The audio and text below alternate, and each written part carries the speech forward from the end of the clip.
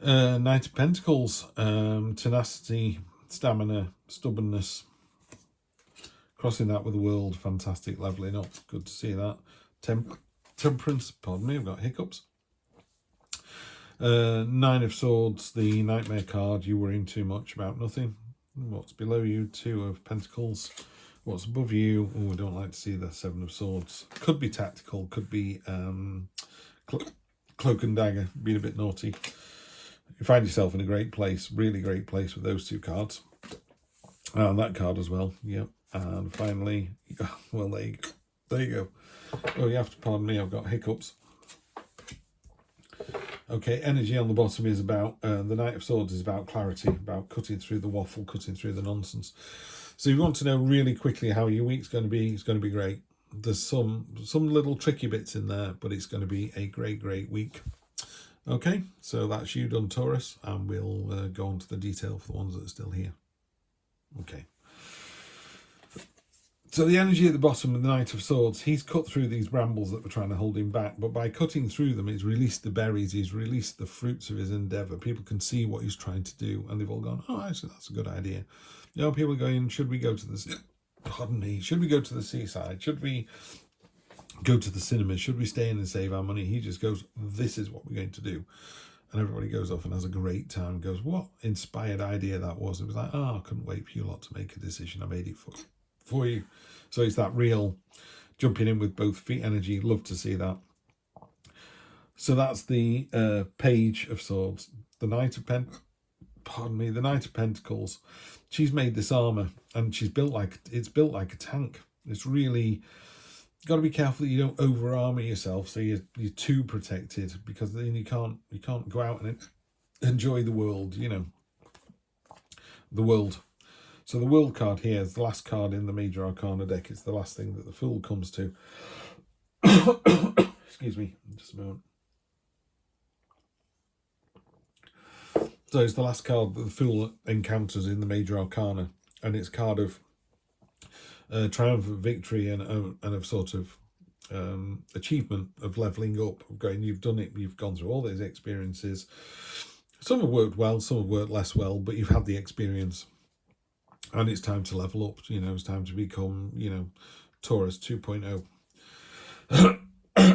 Pardon me. In the back, we've got, in near past, we've got Temperance. This is about balance and mercy, and she sits opposite the Devil. So the Devil's all about excess, whereas she, pardon me, she is all about the opposite of excess. So she's going, enjoy that delicious donut, you're not having another one, whereas the Devil goes, go on, have another 2, 3, 4. She's like, no, just enjoy it. It's all about balance. You know, you had a bit of sugar, it was lovely, now we move on to the next thing, we go for a walk around the block.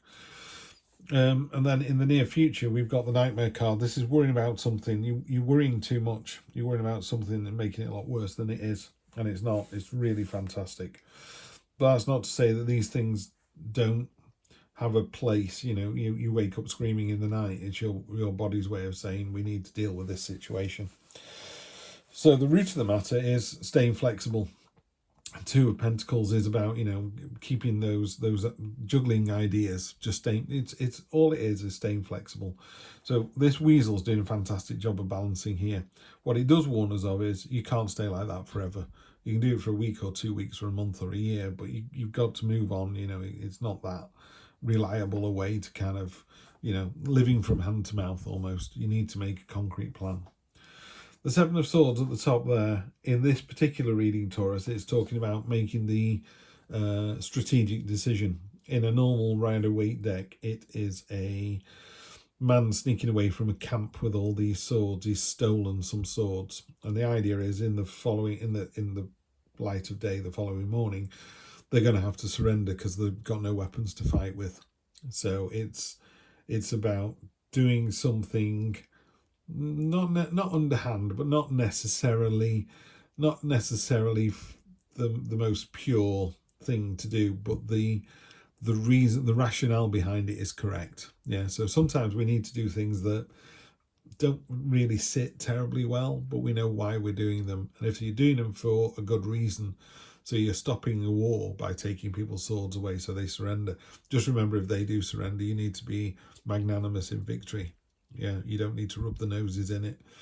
And any kind of conflict always wears people down. If this, on the other hand, is you, this is the Cloak and Dagger card, and it's saving the biggest sword for the traitor, for the rat. And karma is a real thing. So I never tell people how to live their lives, neither does tarot.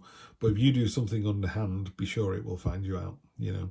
So I would be the better person and go, I did that so that, you know, further down the line, it didn't result in a big issue. So if you're doing something underhand or not strictly legal or something like that, for the greater, well, not strictly legal, I can't say that. I'm not encouraging anybody to break the law, by the way. But if you were doing something in the card, like I say, he goes into the camp at night, he takes the swords away. In the morning, they wake up and go, oh, we've got no swords, we can't fight, we need to surrender. So a battle is averted, yeah? The war might not be over, but the battle is averted. Do they then do they put a guard on their swords next time so it doesn't happen again? I don't know. That's a bigger picture story. So just be careful. I would always do the right thing if I was you. You know, if you found a wallet full of money with someone's address on it, I would just take it to that person's address. If you can't do that, take it to a police station and leave them to do it. Do not take the money out of the envelope, out of the wallet. That's not fair.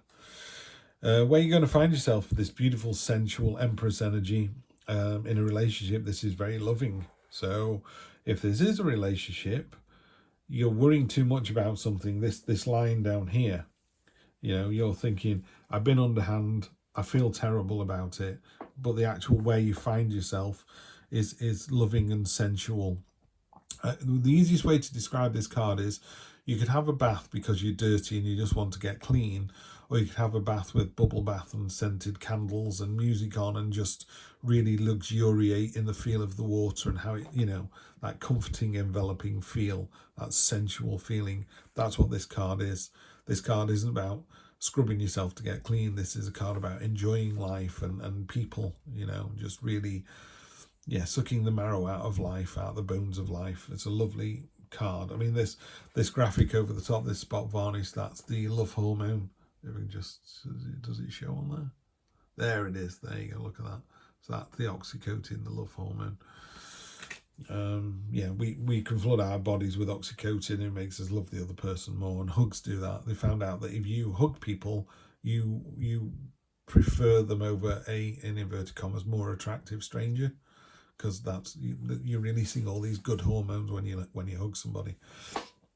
Other people can see you leading by example, so they're really pleased with this Taurus. They're going, yeah, they're doing a great job.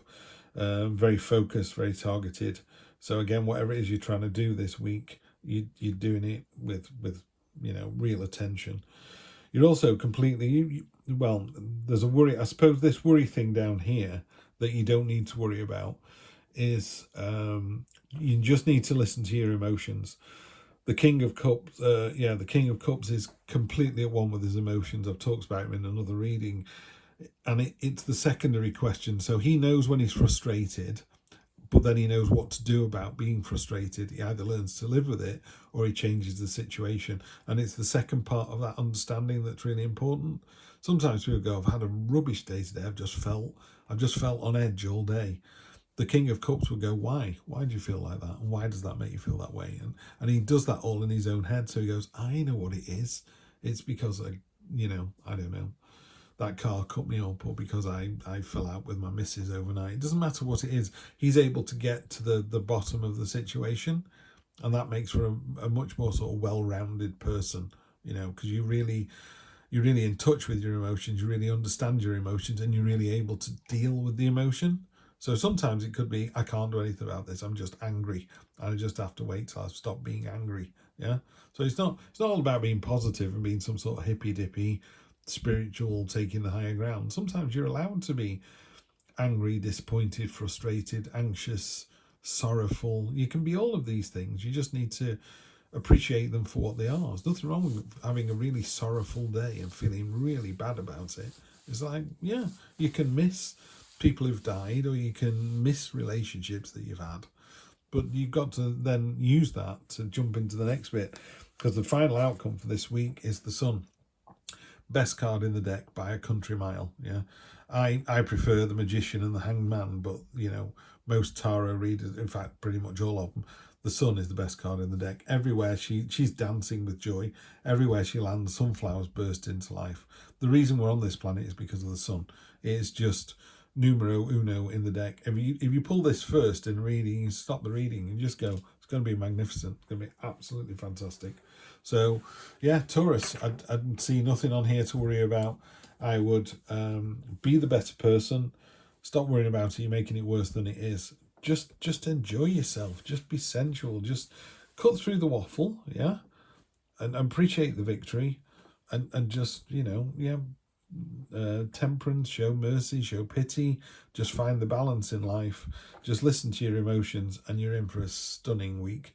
Real bright, lively, enjoyable. Yeah, just a sunny week next week. So yeah, take it, enjoy it. I will see you for the next one. Take care.